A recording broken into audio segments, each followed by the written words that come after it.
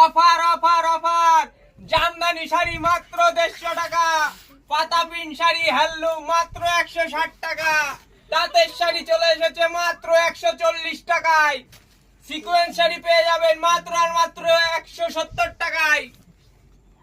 এরকম তাঁতের উপর প্রিন্ট পার করা বিধবা বয়স্ক সবার জন্য থাকছে মাত্র 195 টাকায়।